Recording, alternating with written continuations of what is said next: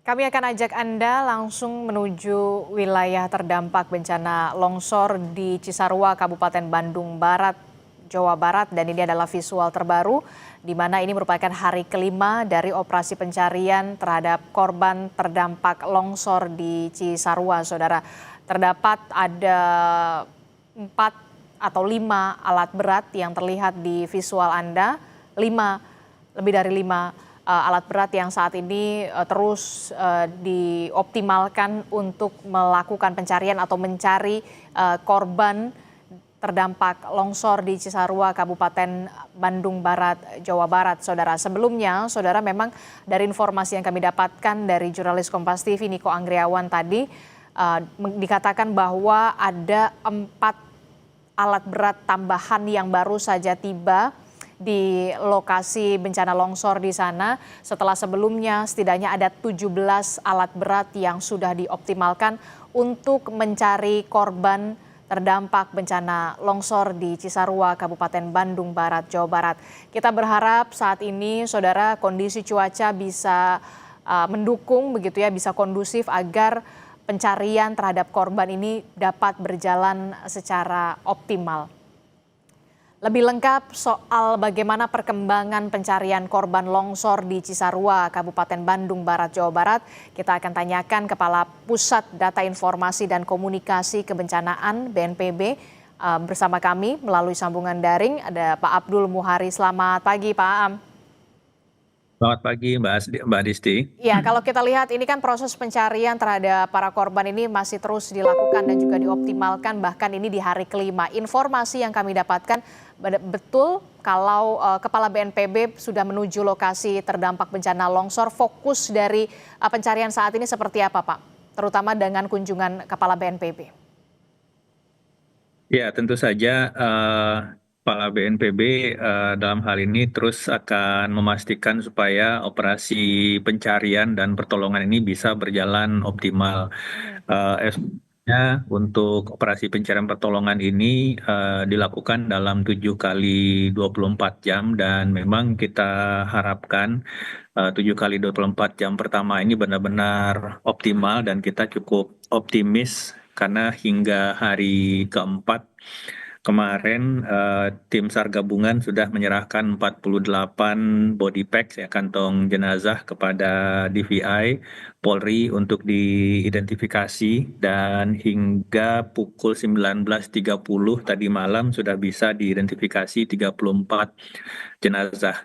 Ini perlu kami sampaikan Mbak Disti bahwa untuk setiap penemuan jasad korban, baik itu jasad yang utuh maupun itu potongan tubuh, itu dimasukkan dalam satu kantong jenazah terpisah. Jadi satu kantong jenazah itu berisi satu jasad utuh atau satu potongan anggota tubuh, tidak dicampur. Oke. Sehingga 40 kantong jenazah ini belum tentu menjadi 48 korban meninggal. Bisa saja tubuh ini Baik. menjadi dari korban yang lain. Nah, ini kita menunggu konfirmasi dari DVI dari 8 kantong jenazah yang sudah dievakuasi oleh tim SAR gabungan, kemudian sudah diserahkan oleh DVI. Ini proses identifikasi terus berlanjut. Tadi saya sampaikan bahwa sudah ada 34 jenazah yang teridentifikasi, dan kemudian untuk korban yang masih dicari, ini jumlahnya bergantung kepada hasil identifikasi dari DVI tadi. Apakah memang 8 korban meninggal atau kurang atau dinamikanya seperti apa. Tapi di catatan kami yang kami konfirmasi dengan SAR, setidaknya itu masih ada 32 hingga 40 korban jiwa yang masih dalam pencarian. Nanti kita akan melihat hasil dari identifikasi di DVI ini. Untuk site prioritas pencarian, melanjutkan dari temuan yang cukup signifikan kemarin masih terus dilakukan di site A, ini ada 1A2, 1A2 dan di B2. Memang tadi pagi ada hujan sebentar dan ini menunda permulaan awal pelaksanaan operasi pencarian pagi ini, tapi alhamdulillah ini sudah berhenti dan kita harapkan cuaca terus bisa kondusif BNPB hingga hari ini dan hingga 5 hari ke depan itu masih akan terus melakukan operasi modifikasi cuaca menggunakan 4 pesawat, Mbak Adisti. Kita lakukan Hmm. hingga 3 sorti per hari dengan atensi 2 pesawat kita khusus untuk mengurangi intensitas curah hujan di kawasan Bandung Raya, Hmm. terutama yang barat. Kemudian 2 pesawat untuk mengurangi intensitas hujan di kawasan Bodetabek untuk mengurangi genangan di Tangerang, Bekasi, dan Karawang. Kita harapkan dukungan dari atas ini dari faktor pemicu intensitas hujan ini bisa kita kurangi sehingga tim di bawah bisa bekerja lebih optimal, Mbak Adisti. Oke, jadi sampai saat ini memang ada 48 body pack begitu yang sudah diserahkan untuk bisa diproses identifikasi dan sampai saat ini memang ada 34 jenazah yang sudah teridentifikasi, setidaknya masih ada 32 atau bahkan diprediksi 40 yang masih dicari begitu. Proses pencarian masih terus dilakukan secara optimal, kita berharap cuaca bisa mendukung begitu ya, termasuk juga bantuan soal modifikasi cuaca begitu ya untuk khusus di wilayah Kabupaten Bandung Barat ini. Nah, bagaimana dengan penguatan alat berat dan juga anjing pelacak, termasuk juga soal adanya kemungkinan potensi untuk mengerahkan juga drone thermal di sana, seperti apa penjelasannya, Pak Muhari? Ya, untuk mapping dari udara menggunakan optik dan thermal itu sudah kita lakukan Basarnas, BNPB, dan BPBD di hari pertama dan hari kedua. Nah, dari hasil pemetaan udara inilah kita menentukan site prioritas tadi. Ada site A dan site B. Mhm. Ini kita kasih dari hasil overlay pemetaan udara pasca bencana dengan posisi bangunan-bangunan atau rumah tinggal masyarakat sebelum bencana. Sehingga kita bisa memastikan bahwa di titik A dan B itu adalah titik di mana sebelum bencana itu merupakan titik rumah tinggal masyarakat. Hmm. Nah, ini yang kita kasih menjadi titik prioritas pencarian dan ini juga didukung oleh drone thermal untuk bisa memastikan titik-titik yang kita duga menjadi lokasi tempat tertimbunnya jasad korban. Nah, berikutnya untuk menentukan prioritas harian ini kita didukung oleh anjing pelacak. Mana yang lebih dangkal dan seterusnya yang bisa lebih cepat untuk ditemukan ini secara prioritas harian kita didukung oleh anjing pelacak atau canine. Nah, untuk dukungan alat berat itu sejak hari pertama sore itu Kementerian PU sudah menurunkan hingga 5 hingga 8 alat berat. Tapi memang di hari pertama dan hari kedua ini alat berat belum bisa optimal masuk ke lokasi karena material longsor ini masih basah dan Hmm. itu masih berjalan. Hmm. Ini operasi modifikasi cuaca menjadi sangat penting supaya tanah ini tidak kemudian terus basah oleh intensitas curah hujan. Memasuki hari ketiga dan hari keempat itu alat berat sudah cukup optimal untuk mendukung operasi pencarian. Memang yang kita turunkan ini adalah beko ukuran kecil dan sedang supaya Hmm. kita masih jamin nanti kalau misalkan beko ukuran besar yang kita turunkan takutnya kita tuh amblas. Oke. Sehingga ini benar perhatikan penurunan alat berat juga sesuai dengan kondisi di lapangan tapi Aha. tetap menjaga pekerjaan di lapangan, Mbak Oke, Disti. prioritas keselamatan bagi tim SAR gabungan itulah yang kemudian juga menjadi yang paling utama dalam proses pencarian dari korban terdampak bencana longsor di Cisarua, Kabupaten Bandung Barat, Jawa Barat. Pertanyaan saya selanjutnya soal bagaimana dengan nasib para warga di sana terdampak yang saat ini kehilangan rumah mereka, bagaimana pelaksanaan Huntara, termasuk juga soal relokasi. Tapi jangan dijawab dulu Pak Am, kita akan jeda dulu. Usai jeda kami masih akan kembali dalam Breaking News Kompas TV.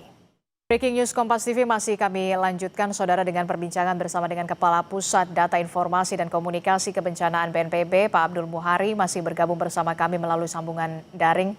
Pak Am, masih mendengar suara di studio?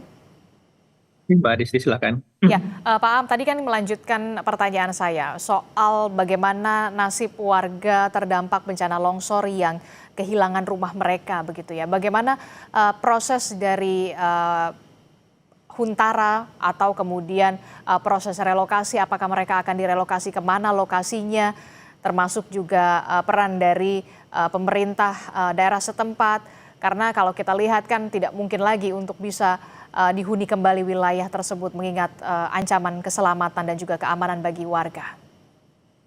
Ya, Gubernur Jawa Barat di beberapa kesempatan sudah menyampaikan bahwa memang masyarakat yang saat ini terdampak itu sudah mesti harus direlokasi karena tidak mungkin akan kembali tinggal di wilayah yang saat ini terdampak. Hmm. Eh, BNPB sebenarnya yang perlu direlokasi itu tidak hanya masyarakat yang saat ini rumahnya sudah terdampak, Hmm. tetapi juga yang berpotensi terdampak. Hmm. Karena musim hujan kita akan lalui hingga mungkin nanti hingga akhir Maret atau awal April, ini masih akan sangat besar potensi longsor atau bencana susulan di sekitar kawasan tersebut. Mengingat sebenarnya kawasan bagian atas dari Kecamatan Cisarua ini menurut data BNPB memang kawasan yang potensi atau tingkat kerentanan longsornya itu merupakan tingkat kerentanan yang tinggi. Sehingga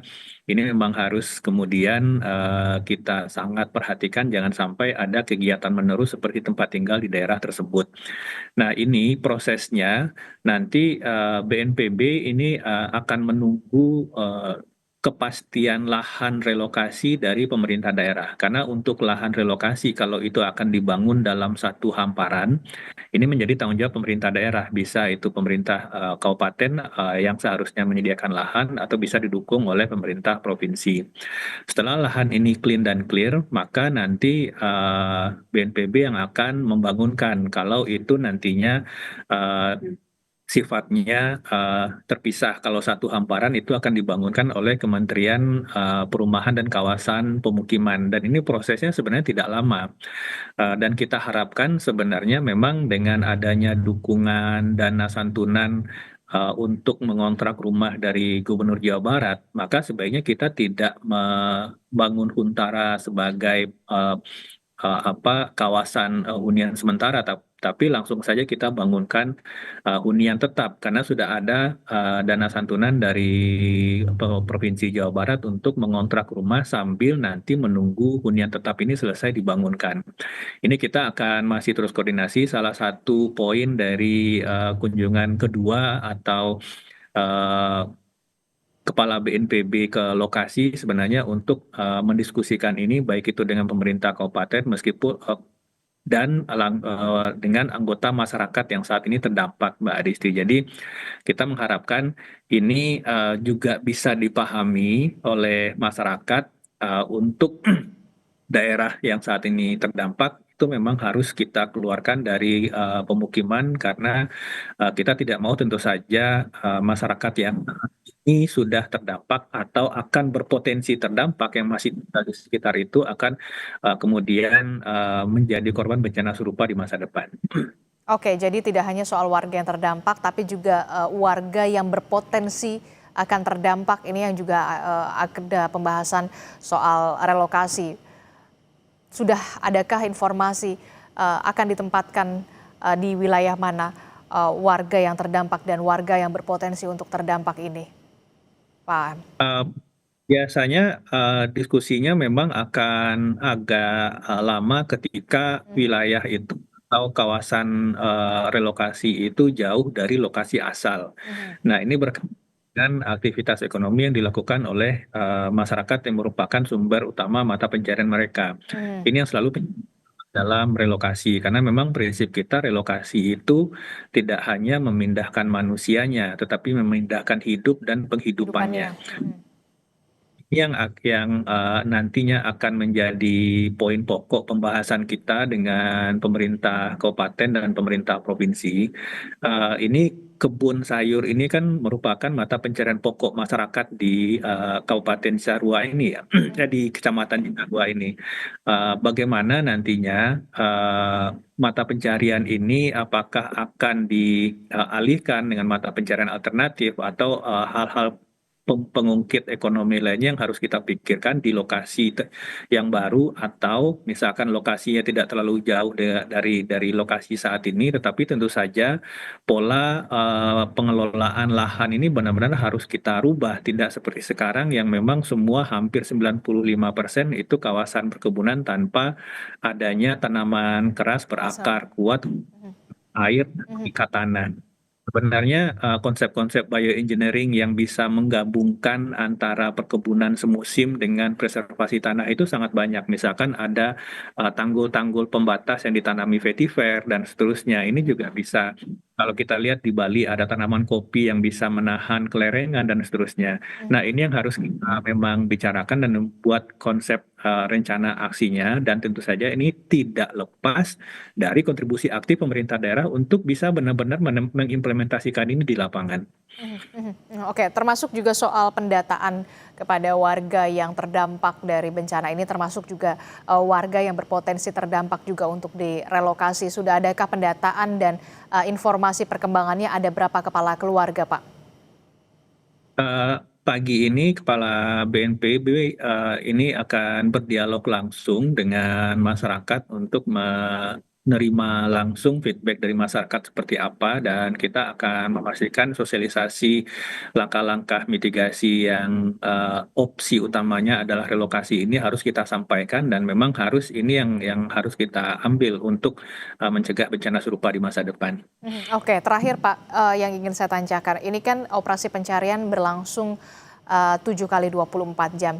Itu artinya 1 pekan lamanya dan ini sudah memasuki hari kelima. Ketika memang sudah di hari ketujuh masih ada anggota keluarga mereka yang belum ditemukan, apakah ada potensi untuk memperpanjang proses pencarian atau seperti apa?